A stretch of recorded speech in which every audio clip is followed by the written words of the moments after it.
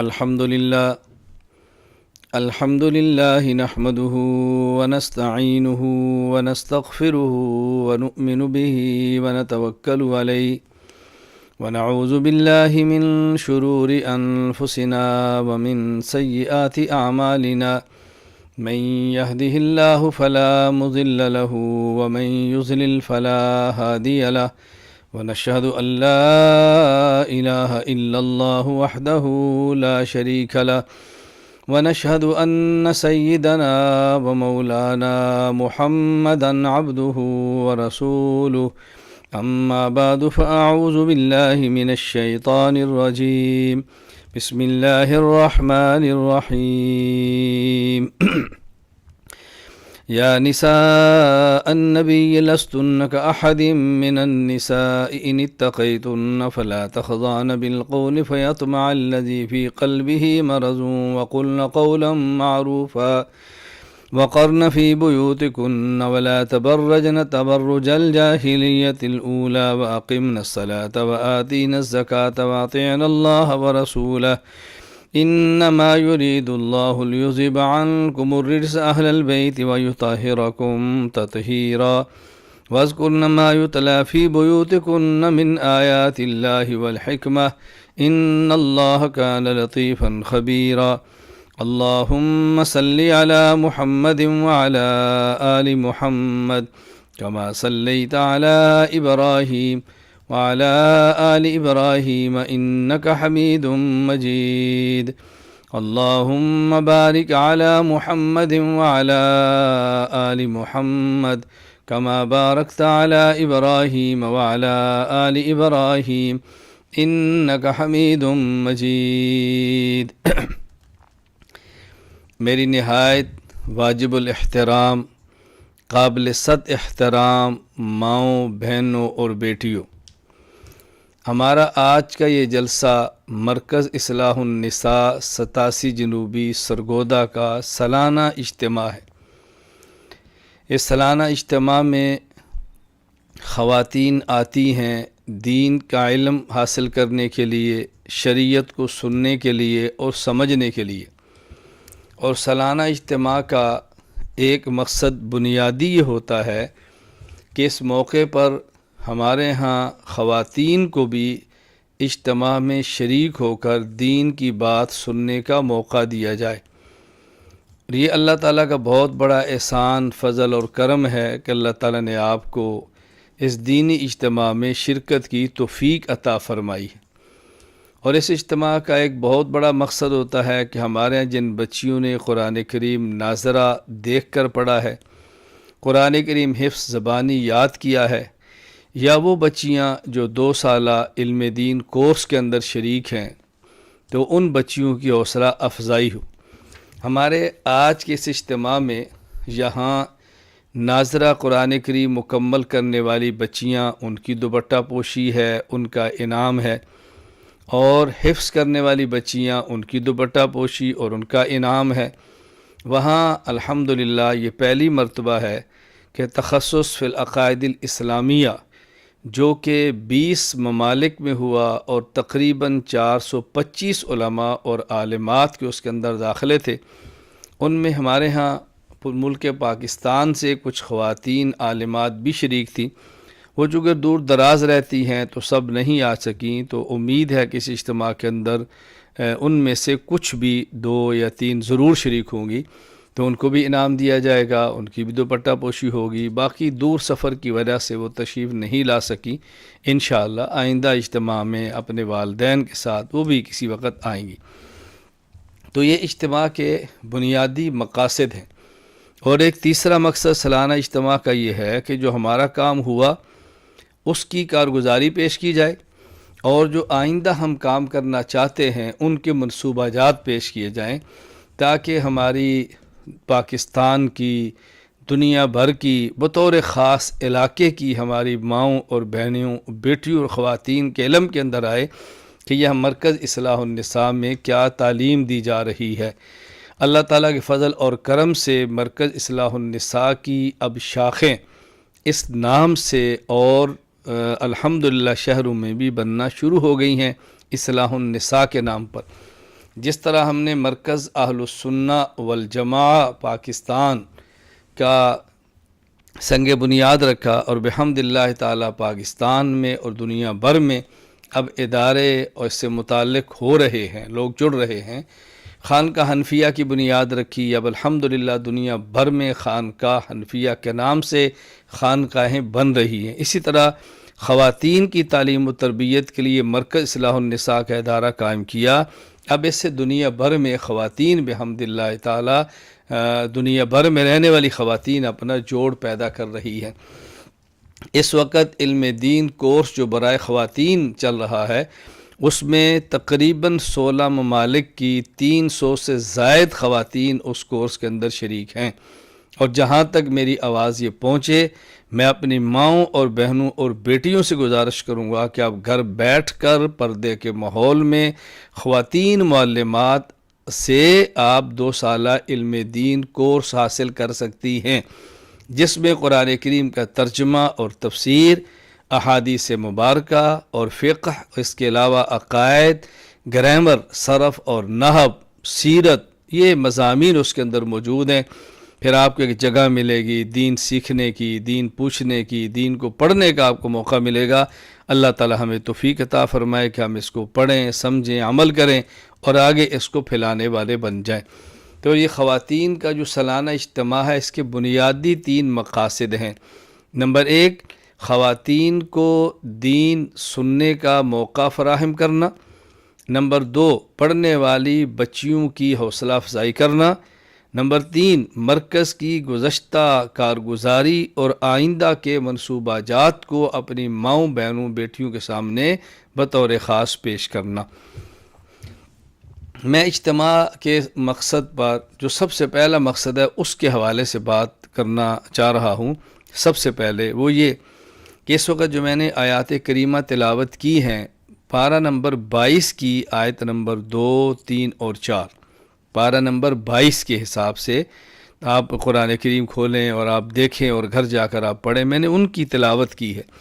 بنیادی طور پر یہ سورہ احزاب جو 21ویں پارے کا آخری رکوع ہے، 22ویں پارے کا پہلا رکوع ہے، اس میں خطاب اللہ تعالیٰ نے حضور اکرم صلی اللہ علیہ وسلم کے واسطے سے ازواج مطہرات رضی اللہ تعالیٰ عنہن کو فرمایا، جو کہ امہات المؤمنین ہیں، تمام ایمان والے مرد اور تمام ایمان والی عورتوں کی مائیں ہیں، ان کا ہمارے اوپر بہت حق ہے، اور رسول اکرم صلی اللہ علیہ وسلم کے اہل بیت کا پہلا فرد ہیں۔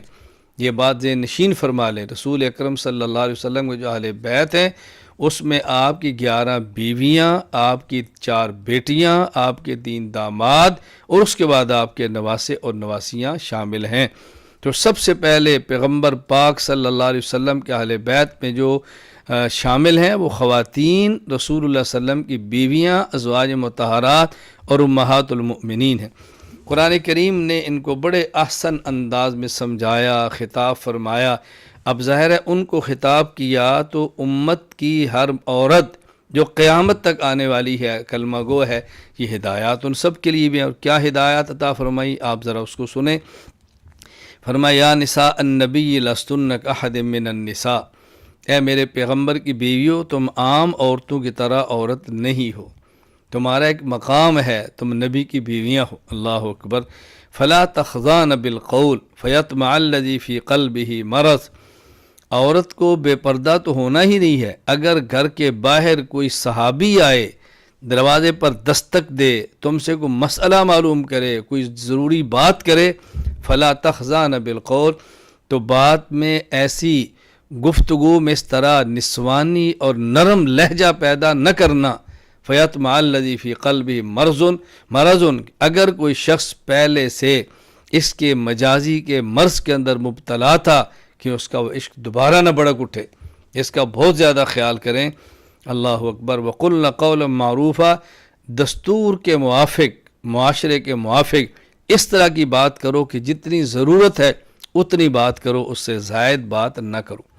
یہ ہمیں تعلیم دی گئی ہے پیغمبر پاک صلی اللہ علیہ وسلم کی بیویوں کی خطاب کر کے، قیامت تک آنے والی ہر عورت کو، ماں کو، بہن کو، بیٹی کو، شوہر کی بیوی کو، کہ جب نہ محرم آئے دروازے پر دستک دے، اور وہ سلام کرے، آہستہ آواز میں آپ سلام کا جواب بھی دے دیں، اور وہ پوچھے جی فلاں صاحب گھر میں ہے، وہ جی گھر میں نہیں ہے، اگلی تقریر خود نہ کرو، کب آئیں گے، میں دروازہ کھولتی ہوں، آپ بیٹھ جائیں، آپ پانی پئیں، میں بچہ بھیجتی ہوں، نہیں، جتنی بات پوچھی ہے اتنی بات بتائیں۔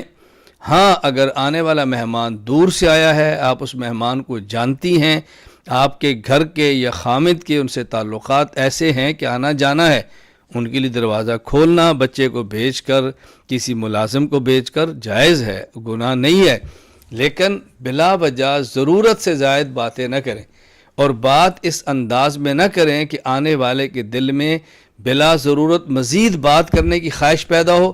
یہ لب و لہجہ اختیار نہ کریں، لب و لہجہ سنجیدہ رکھیں، لب و لہجہ ضروری رکھیں۔ یہ پہلی ہدایت عطا فرمائی ہے، کیوں؟ گناہ کی یہ پہلی سیڑھی ہے۔ نرم لہجے سے گفتگو، لچکدار آواز، اس طرز پہ بات کرنا کہ آنے والے کے دل میں میلان پیدا ہو، یہ گناہ کی پہلی سیڑھی ہے۔ شریعت نے پہلے سیڑھی کو توڑ کے رکھ دیا ہے تاکہ کوئی بندہ ایسے گناہ کے اندر مبتلا نہ ہو، ایسا موقع ہی نہ ہو۔ آج کل موبائل ہے، شوہر کا موبائل ہے، اگر اس نے اجازت دے رکھی ہے میرا فون ہے تو آپ اٹھا لیں، آپ فون اس طرح نہ سنیں کہ جس طرح فون کرنے والا ہے کہ دوبارہ دل کرے کہ آپ سے بات کرے، گھر پہ ہیں جی نہیں ہے، کب آئیں گے، آپ ان سے رابطہ کر لیں، دوبارہ فون کر کے ان سے بات کریں، بات ختم ہوگی۔ اللہ تعالیٰ نے یہ واضح ہدایت عطا فرمائی ہے۔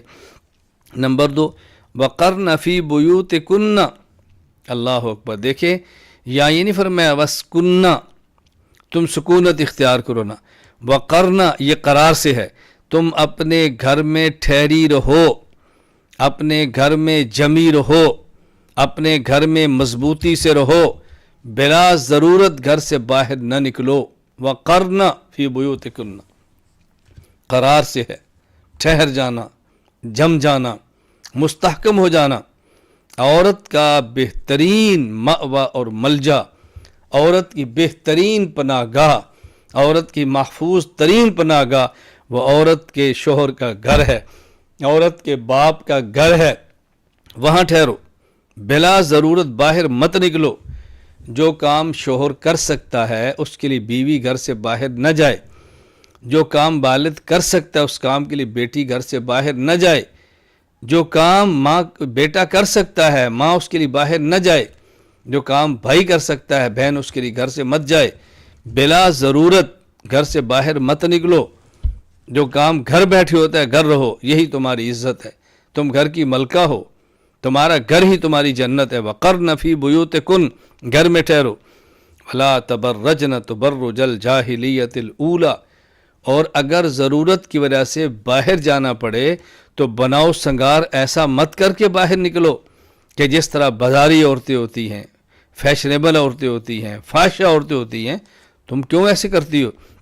یعنی عجیب بات یہ ہے، عورت گھر میں ہے، شوہر موجود ہے، زیب و زینت نہیں کرتی، یہی کسی پارٹی کے اندر جائے تو زیب و زینت کر رہی ہے، حتیٰ کہ شاپنگ کے لیے جائے تو زیب و زینت کر رہی ہے، حتیٰ کہ ڈاکٹر کے ہاں چیک اپ کے لیے جائے تو زیب و زینت کر رہی ہے۔ یہ گناہ ہے، ناجائز ہے، عورت کو اس طرح نہیں ہونا چاہیے۔ اس کا معنی یہ نہیں ہے کہ کسی ایسی تقریب میں جائے جہاں خواتین شریک ہیں تو زیب و زینت جائز نہیں ہے، گنجائش ہے، لیکن کیوں؟ وجہ بتائی جائے، کس کو اپنا حسن دکھانا ہے، کس کو اپنا جمال دکھانا ہے، کس کو اپنا چہرہ دکھانا ہے۔ عورت کا عورت کے سامنے جانا تو اتنا ہے کہ چہرے کا عیب نظر نہ آئے، وہ اتنا کافی ہے، لیکن زیب و زینت کر کے جانا یہ عجیب بات ہے۔ عورت کے لیے سب سے بہترین موقع اپنے شوہر کے لیے زیب و زینت اختیار کرنا ہے۔ میری مائیں، بہنیں، بیٹیاں اس بات کو توجہ سے سنیں، ہم گھر میں اس طرح خواتین رہتی ہیں، باہر سے آنے والے شوہر کا دل متوجہ نہیں ہوتا، وہ پھر باہر خواتین کو دیکھتا ہے تو اس کا دل وہاں متوجہ ہوا، اور اگر عورت گھر میں اس طرح ٹھہری، وہ شوہر کو متوجہ نہ کر سکی اور یہ باہر جا کر متوجہ نامحرم عورت کی طرف ہوا، تو اس گناہ میں عورت برابر کی شریک ہوگی۔ عورت کو چاہیے اپنے شوہر کے لیے پرکشش لباس پہنے، پرکشش زیب و زینت اختیار کرے، خوشبو کا استعمال کرے، لیکن شوہر کے لیے، نامحرم کے لیے نہیں۔ اس بات کو بہت اچھی طرح سمجھو۔ ولا تبرجن تبرج الجاہلیت الاولی، عورت کا چہرے کو کھول کے نکلنا، عورت کا ہتھیلی کو کھول کے نکلنا جائز نہیں ہے۔ عورت کے لیے پردہ یہ چہرہ بھی ہے، یہ آنکھ بھی ہے، یہ ہاتھ کی ہتھیلیاں اور ہاتھ کی پشت بھی ہے، اور عورت کے پاؤں کی پشت بھی ہے۔ ہاتھ، پاؤں اور چہرہ یہ سب پردے کے اندر داخل ہیں۔ عورت کو باہر نکلتے وقت پورا چہرہ ڈھانپنا ضروری ہے۔ آنکھ کے اوپر اتنا باریک جالی آ جائے کہ جس سے باہر والا بندہ آنکھ کو نہ دیکھ سکے، یہ شریعت کا حکم ہے۔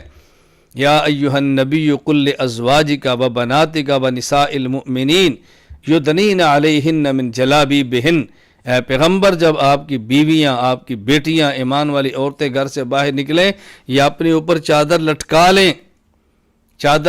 لیں، کوئی ان کا چہرہ نہ دیکھے۔ اب یہ کیسے دیکھیں؟ جب چادر لٹکی ہے تو یوں چادر کو چادر کے ساتھ ملائیں، اندر ہلکی سی دھاری ہو اس سے دیکھ کر چلیں۔ اب اگر برقع پہنا ہے تو برقع ایسا نہ پہنے جس کے اوپر نقش بنے ہوں، جس کے اوپر چمکیلا ہو، بڑکیلا ہو، اور برقع ایسا ہو کہ نہ محرم کو متوجہ کرے۔ ہماری بعض مائیں بہنیں بیٹیاں برقعے ایسے پہنتی ہیں، وہ عام لباس سے زیادہ پرکشش ہوتی ہیں۔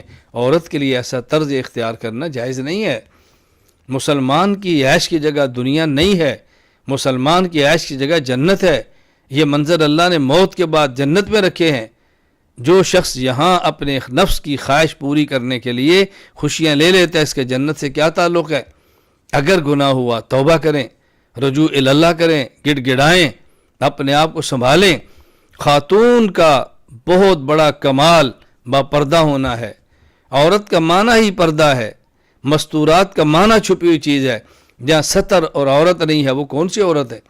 وَلَا تَبَرَّجْنَ تَبَرُّجَ الْجَاهِلِيَّةِ الْأُولَى، فرمائے جاہلیت کی طرح باہر مت نکلو، با پردہ ہو کر باہر جاؤ۔ وَأَقِمْنَ الصَّلَاةَ، اور گھر میں رہتے ہوئے بھی نماز کی پابندی کرو۔ عورت کا گھر میں نماز پڑھنا ضروری ہے۔ عورت کا مسجد میں جا کر نماز پڑھنا بہتر نہیں۔ جس طرح مرد کے لیے مسجد میں باجماعت نماز پڑھنا 27 گنا اجر بڑھا دیتا ہے، عورت کا اکیلے گھر میں نماز پڑھنا 25 گنا اجر بڑھا دیتا ہے۔ عورت اگر گھر میں نماز پڑھے تو اس کو مسجد کی نماز سے زیادہ اجر ملتا ہے۔ عورت نے نماز جنازہ میں شریک نہیں ہونا، عورت نے جمعے کے اجتماعات میں شریک نہیں ہونا، عورت نے عیدین کے اجتماع کے اندر شریک نہیں ہونا۔ گھر میں رہو اور نماز کی پابندی کرو۔ اگر نماز کا شوق ہے تہجد پڑھو، جس طرح تہجد مرد نے پڑھنا ہے اسی طرح تہجد عورت نے پڑھنا ہے۔ عورتیں بھی تہجد پڑھیں، تہجد کا ارادہ کریں، تہجد کا پختہ عزم کریں، خلوت میں رات کو اپنے اللہ سے باتیں کریں، اللہ کی بندیاں بن کے رات کو جاگیں۔ وَأَقِمْنَ الصَّلَاةَ، نماز کی پابندی کریں، بہت اہتمام کریں، نماز میں سستی اور کوتاہی ہرگز نہ کریں، ہرگز نہ کریں۔ وَآتِينَ الزَّكَاةَ، اور زکوٰۃ ادا کریں۔ عورت پیسے میں زکوٰۃ ادا کرے، مال میں زکوٰۃ ادا کرے۔ اگر عورت کے پاس زیور موجود ہے تو زیور کا حساب کر کے زکوٰۃ ادا کرے۔ سونا ہے تب زکوٰۃ دے، چاندی ہے تب زکوٰۃ دے۔ جو عورت زکوٰۃ نہیں دے سکتی وہ زیور نہ پہنے، اس کو بیچ کر کسی کام پہ لگا دے، اس کو بیچ کر صدقہ کر دے، کسی دین کے کام کرنے والے ادارے میں جمع کرا دے۔ جنت کا زیور لے لے، آخرت کا زیور لے لے۔ دنیا میں زیور پہننا ہے تو زیور کی زکوٰۃ دینی ہے۔ اگر زیور پہنا اور زکوٰۃ نہ دی، یہ جہنم کا ایندھن ہے، یہ آگ کے انگارے ہیں۔ اللہ ہماری حفاظت فرمائے۔ عورت کے لیے زیور پہننا جائز ہے بطور خاص شوہر کے لیے۔ ہماری کتنی عورتیں ہیں کہ جو زیور اپنے پاس رکھتی ہیں اور محفوظ رکھتی ہیں، شوہر کی وجہ سے نہیں پہنتی، پارٹیوں میں پہن کے جاتی ہیں، تقریبات میں پہن کے جائیں گی، شوہر کے ساتھ نہیں جائیں گی۔ حضرت ام المومنین امی عائشہ رضی اللہ تعالی عنہا سے روایت موجود ہے، آپ رسول اکرم صلی اللہ علیہ وسلم کا سفر میں جا رہی ہیں، اپنی بہن اسما سے ادھار مانگ کے ہار پہنا۔ کیوں؟ شوہر کے ساتھ جانا تھا۔ شوہر کے لیے پہنے تو بات سمجھ آتی ہے، شوہر کے علاوہ اوروں کے لیے پہنے، اس کا کیا تعلق ہے؟ کیوں اس طرح بناؤ سنگار کرتی ہیں؟ کیوں اپنے شوہر کو قرض پہ مجبور کرتی ہیں۔ ہماری کتنی مائیں اور بہنیں بیٹیاں ایسی ہیں، شوہر کو کہا جاتا ہے، باپ سے کہا جاتا ہے مجھے زیور لے کر دو، کیوں؟ پہننا ہے، اور کسی اور کے لیے، کسی اور سے مراد عورتوں کے لیے، تقریبات کے لیے، فنکشن کے لیے۔ خریدنا شوہر نے ہے، پہننا عورتوں کے لیے ہے۔ خریدنا زیور شوہر نے ہے، پہننا عورتوں کے لیے۔ کپڑے اچھے خریدنے شوہر نے ہے، پہننے عورتوں کے لیے ہے۔ اس کا بہت زیادہ ہمیں سمجھتا ہوں گھر میں کام کاج ہیں، ہر وقت یوں نہیں رکھا جا سکتا، لیکن کچھ خیال کریں، کچھ احتیاط فرمائیں، ان باتوں کو اچھی طرح سمجھیں۔ وَأَطِیعْنَا اللَّهَ وَرَسُولَهُ، اللہ کی بات مانیں، اللہ کا حکم مانیں، اور اللہ کے رسول صلی اللہ علیہ وسلم کے طریقے پر چلیں۔ یہاں بتا دیا کہ احکام شریعت میں حکم اللہ کا ہوتا ہے، طریقہ اللہ کے رسول کا ہوتا ہے۔ نماز پڑھو، اللہ کا حکم ہے، کیسے پڑھو؟ وہ رسول پڑھ کے دکھائیں گے۔ روزہ رکھو، اللہ کا حکم ہے، کیسے رکھو؟ وہ رسول صلی اللہ علیہ وسلم رکھ کر دکھائیں گے۔ حج کرو، اللہ کا حکم ہے، حج کیسے کرو؟ رسول اکرم صلی اللہ علیہ وسلم کر کے دکھائیں گے۔ تو عبادات میں حکم اللہ کا ہوتا ہے، طریقہ اللہ کے رسول صلی اللہ علیہ وسلم کا ہوتا ہے۔ وَأَطِیعْنَا اللَّهَ وَرَسُولَهُ، اللہ اور اللہ کے رسول کی بات مانو، اللہ کے حکم کو مانو، پیغمبر کے طریقے پر چلو۔ انما یرید اللہ لیذہب عنکم الرجس اہل البیت ویطہرکم تطہیرا، یہ اللہ نے حکم کیوں دیے ہیں؟ آواز میں لچک پیدا نہ کرو، اپنے گھروں میں رہو، بلا ضرورت باہر نہ نکلو، باہر جانا ہو تو پردے کا اہتمام کرو، نماز کی پابندی کرو، زکوٰۃ ادا کرو، اللہ کے رسول صلی اللہ علیہ وسلم کی بات مانو۔ یہ سارے احکام اللہ نے کیوں دیے ہیں؟ اللہ چاہتا ہے تمہیں پاک رکھے، غلاظت اور نجاست تمہارے قریب بھی نہ آنے دے۔ گندے ماحول کے اثرات گندے ہوتے ہیں، اچھے ماحول کے اثرات اچھے ہوتے ہیں۔ تم گھر میں اچھے ماحول میں رہو، گندگی سے بچ جاؤ گی۔ باہر گندے ماحول میں جاؤ، گندگی اثر پڑے گی، گندگی اثر کرے گی۔ رسول اکرم صلی اللہ علیہ وسلم نے مثال دے کر اپنے صحابہ کرام رضی اللہ عنہم اجمعین کو سمجھایا، فرمایا اگر تم کسی خوشبو والے عطار کے پاس بیٹھو تمہیں خوشبو دے گا، اگر خوشبو نہیں لگائے گا تم خوشبو سونگو گے۔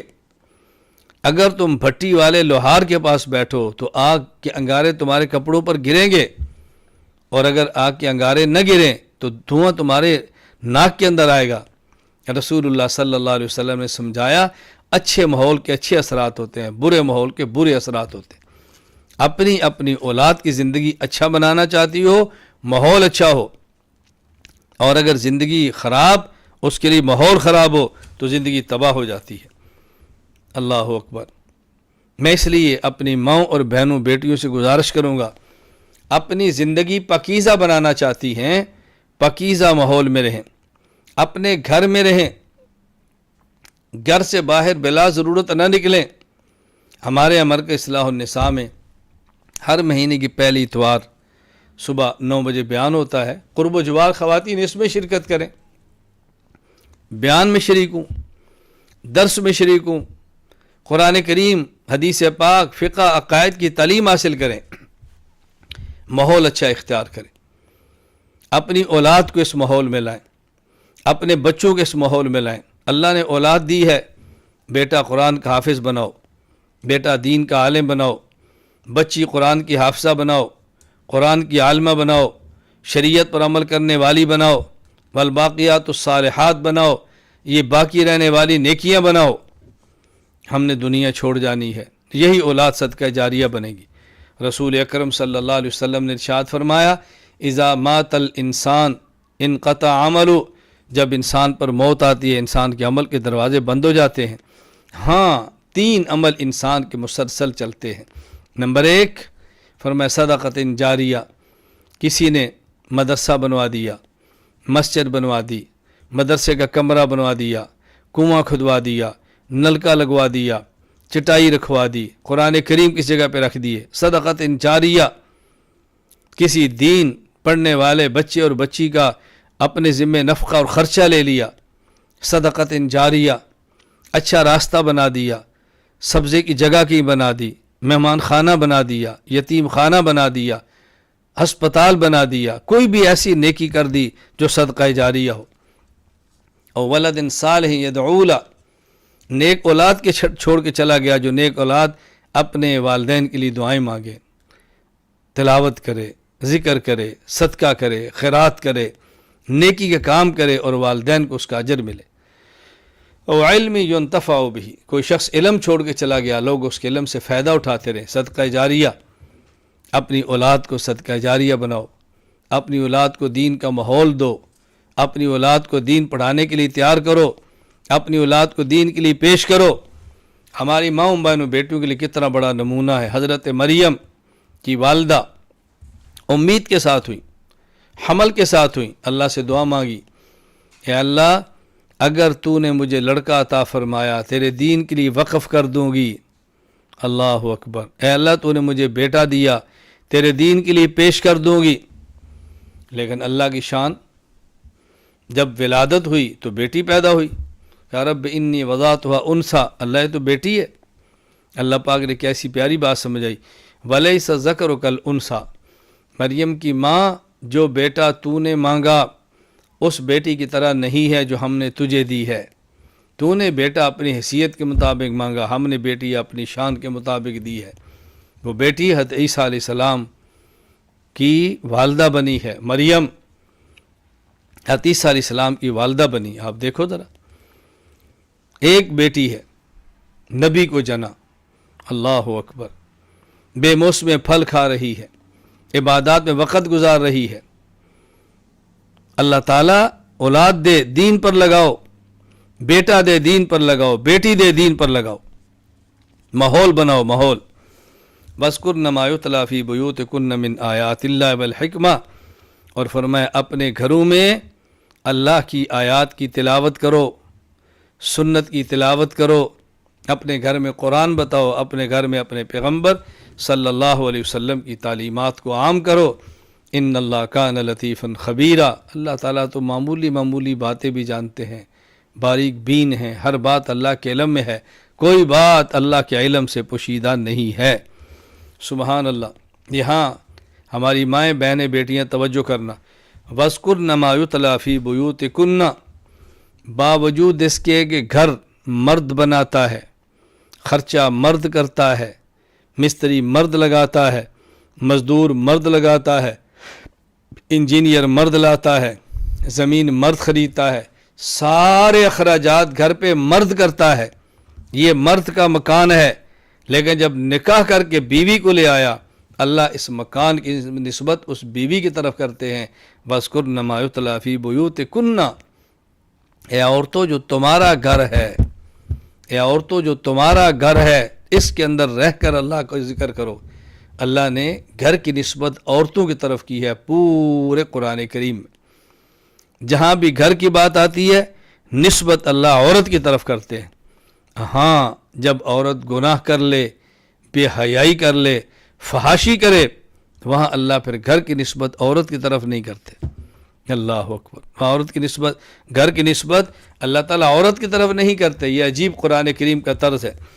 ابھی تک حدود نازل نہیں ہوئی تھی تو اللہ تعالیٰ نے اس وقت قرآن کریم میں ارشاد فرمایا کہ اگر مرد ہو اور گناہ کر لے،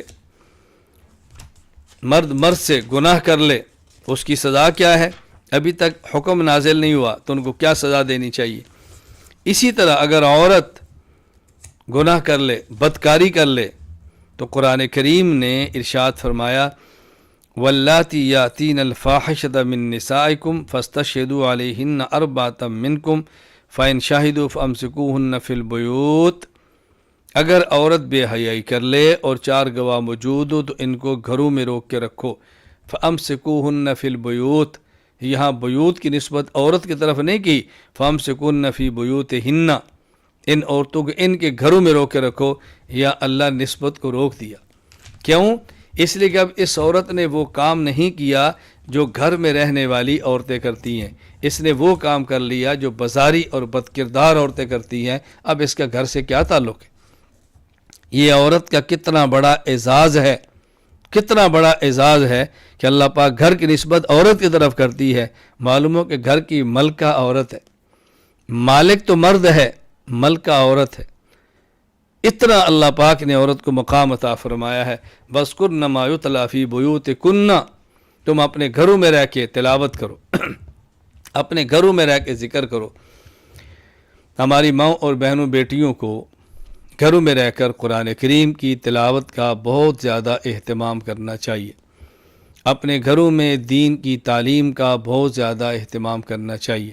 میری ایک کتاب ہے زبدۃ الشمائل، شمائل ترمذی، امام ترمذی رحمۃ اللہ علیہ نے تحریر فرمائی، اس کی شرح میں نے لکھی ہے زبدۃ الشمائل، یہ گھروں میں تعلیم کے لیے ہے۔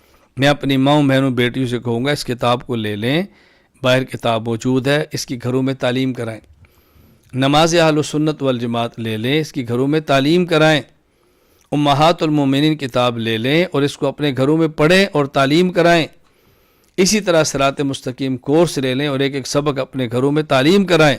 پڑھی لکھی عورتیں ہیں، پڑھائیں، اس کا بہت زیادہ اہتمام کریں، اپنے گھروں میں تعلیم کرائیں، اپنے گھروں میں اس کا اہتمام کریں۔ میں اس موقع پر اپنی ماؤں اور بہنوں بیٹیوں سے عرض کروں گا کہ جو آپ بیانات سن رہی ہیں، یہاں پر آئیں، دین پڑھیں گی، عمل کی کوشش کریں۔ آج ہم دو اللہ سے عہد کریں۔ نمبر 1، یا اللہ ہم نے جو گزشتہ گناہ کی اپنے کرم سے معاف فرما دے، ہم آئندہ عہد کرتی ہیں کہ گناہ نہیں کریں گی۔ اے اللہ تیرے نبی کی نافرمانی نہیں کریں گی، اے اللہ تیرے حکم پر چلیں گے۔ نمبر 1، جو گناہ کیے توبہ کریں، آئندہ گناہ نہ کرنے کا فیصلہ کریں، شریعت کے مطابق چلنے کا پکا ارادہ کریں، پورا عزم لے کر یہاں سے اٹھیں۔ نمبر 2، اپنی اولاد کے بارے میں آج فیصلہ کریں، ہم نے اپنی اولاد کو دین سکھانا ہے، اپنی اولاد کو دین سمجھانا ہے، اور خود ہم نے دین پڑھنا ہے اور دین سمجھنا ہے۔ تو ہم نے آج کے اس اجتماع میں 2 ارادے پکے، 2 عزم اور 2 فیصلے کرنے ہیں۔ نمبر 1، جو گناہ ہو گئے اللہ سے معافی مانگیں اور آئندہ گناہ نہ کرنے کا فیصلہ کریں۔ گزشتہ زندگی میں شریعت پر عمل کرنے میں کوتاہی ہو گئی، اللہ سے معافی مانگیں، آئندہ شریعت پر عمل کرنے کا فیصلہ کریں۔ نمبر 2، اپنی اولاد کے لیے اور اپنے لیے کہ ہم نے دین پڑھنا ہے، اپنی اولاد کو دین پڑھانا ہے۔ آپ کے لیے علم دین کورس آ گیا ہے، بڑی خواتین کے لیے اس کورس کو لیں، پڑھیں، اپنے بچوں کو مدرسے میں داخل کرائیں، اپنے گھر میں رہ کے آن لائن پڑھائیں، آپ کے قریب کو مدرسہ ہے وہاں داخل کرائیں، اپنے بچوں کو، اپنے بچیوں کو دین کی تعلیم کا پورا اہتمام کریں۔ یہ مدرسہ اصلاح النساء زیر تعمیر ہے، اللہ تعالیٰ آپ کو توفیق عطا فرمائے، اپنے اموال اس میں ڈالیں، اپنا حصہ اس میں ڈالیں۔ ہم ہر سالانہ اجتماع کے موقع پر خواتین سے باقاعدہ درخواست کرتے ہیں کہ اللہ توفیق عطا فرمائے تو مرکز کے اندر حصہ لیں۔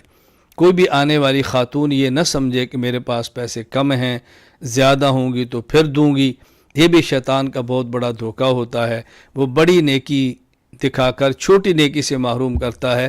اللہ جتنی توفیق عطا فرمائے اس موقع پر بھی اور آئندہ بھی مرکز کے ساتھ مالی تعاون کا سلسلہ جاری رکھیں اور اپنا ایک ذہن بنا لیں، بچیاں پڑھنے والی ہیں، اپنا مال لگائیں، اپنی دولت لگائیں، اپنا زیور لگائیں، اپنی طرف سے اللہ نے جو توفیق عطا فرمائی اس پر خرچ کریں۔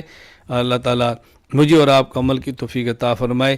جن بچیوں نے ناظرہ قرآن کریم پڑھا ہے، جن بچیوں نے قرآن کریم حفظ کیا ہے، جن بچیوں نے علم دین کورس کا پہلا سال مکمل کیا ہے، جن ہماری بیٹیوں نے تخصص فی العقائد اسلامیہ کیا ہے، میں ان کو، ان کے والدین کو مبارکباد پیش کرتا ہوں اور دعا کرتا ہوں کہ اللہ تعالیٰ ان کو پوری زندگی دین پر عمل کی توفیق عطا فرمائے، دین کی داعیہ بنائے، دین کی مبلغہ بنائے۔ اللہ تعالیٰ حدود شریعت میں رہ کر دین کی خدمت کرنے کی توفیق عطا فرمائے۔ والدین کی آنکھوں کی ٹھنڈک آپ کو بنا دے۔ اللہ تعالیٰ خوب آپ سے دین کا کام لے۔ وآخر دعوانا ان الحمدللہ رب العالمین۔ ابھی آپ تمام دروشی پڑھ لیں اور دعا کر لیتے ہیں، اللہ تعالیٰ ہم سب سے راضی ہو جائے۔ الحمدللہ رب العالمین والصلاة والسلام علی رسولہ وعلی آلہ وصحابہ اجمعین۔ ربنا ظلمنا انفسنا وان لم تغفر لنا وترحمنا لنكونن من الخاسرین۔ ربنا آتنا فی الدنیا حسنۃ وفی الآخرۃ حسنۃ وقنا عذاب النار۔ رب اغفر وارحم انت خیر الراحمین۔ اے اللہ کریم جن بچیوں نے پڑھا ہے ناظرہ قرآن کریم، حفظ قرآن کریم، تخصص، اے اللہ ان تمام کو قبول فرما، ماں باپ کی آنکھوں کی ٹھنڈک بنا، شرم و حیا عطا فرما، دین کی داعیہ مبلغہ بنا، اے اللہ ان کو پورے خاندان کے لیے صدقہ جاریہ بنا۔ اے اللہ ہماری ہر وہ ماں اور بہن، ہر وہ شخص جس نے 1 روپیہ بھی 1 پیسہ بھی تیرے دین کے لیے اللہ کے نام پہ خرچ کیا ہے، اے اللہ ان کو قبول فرما، ان کے اولاد میں، ان کے مال میں برکت عطا فرما، ان کی شرور سے حفاظت فرما، حسد اور جادو اور مکر سے حفاظت فرما۔ اے اللہ کریم ہماری مائیں، بہنیں، بیٹیاں جو اس اجتماع کے اندر آئی ہیں، سب کا نا اپنے کرم سے، اپنے فضل سے یا اللہ تو قبول فرما، اے اللہ تو قبول فرما، اے اللہ تو قبول فرما، اے اللہ اپنے کرم سے قبول فرما۔ اے اللہ اس مرکز اصلاح النساء کو علاقے کے لیے خصوصاً پورے عالم کے لیے عموماً اے اللہ ہدایت کا ذریعہ بنا۔ اے اللہ یہاں پر میرے گھر والے، اے اللہ میری بیٹیاں، اے اللہ اور جتنی معلمات ہیں یہاں پڑھا رہی ہیں، دین کا کام کر رہی ہیں، اے اللہ تو سب کو اپنی شان کے مطابق اجر عطا فرما۔ اے اللہ تو سب کو شان کے مطابق اجر عطا فرما، اللہ تو سب کو شان کے مطابق اجر عطا فرما۔ اے اللہ کریم تو راضی ہو جا، اے اللہ تو راضی ہو جا، اے اللہ تو راضی ہو جا، اے اللہ اپنی رضا کا فیصلہ فرما دے، یا اللہ اپنی رضا کا فیصلہ فرما دے، اے اللہ اپنی رضا کا فیصلہ فرما دے، اے اللہ کریم بیماروں کو صحت دے دے، مقروضوں کے قرض ادا فرما دے، اللہ ضرورت مندوں کی ضرورتیں پوری فرما دے، جو مشکل کے اندر ان کی مشکلات دور فرما دے۔ اے اللہ کریم، اے اللہ کریم ہے پوری زندگی عافیت کے ساتھ دین کی خدمت کے لیے قبول فرما لے، اے اللہ خاتمہ ایمان پر فرما، اے اللہ خاتمہ ایمان پر فرما، خاتمہ خیر فرما، اے اللہ قبر کے عذاب سے ہماری حفاظت فرما، اے اللہ قیامت کے دن اپنے حبیب صلی اللہ علیہ وسلم کی شفاعت نصیب فرما، اے اللہ حشر کا، اے اللہ میدان معاشر میں اپنے عرش کا سایہ نصیب فرما، یا اللہ یا اللہ یا اللہ اپنے کرم سے زمزم، اے اللہ اپنے کرم سے حوض کوثر کا پانی اپنے حبیب صلی اللہ علیہ وسلم کے مبارک ہاتھوں سے عطا فرما، اعمال نامہ دائیں ہاتھ میں عطا فرما، بغیر حساب کے جنت میں داخلہ عطا فرما، اے اللہ ہماری کوتاہیاں معاف فرما دے، گناہوں کو معاف فرما دے، یا اللہ جو دعائیں مانگی ہیں اپنے کرم سے قبول فرما لے۔ وصلی اللہ تعالی علی رسولہ خیر خلقہ محمد وعلی آلہ وصحابہ اجمعین، آمین برحمتک یا ارحم الراحمین۔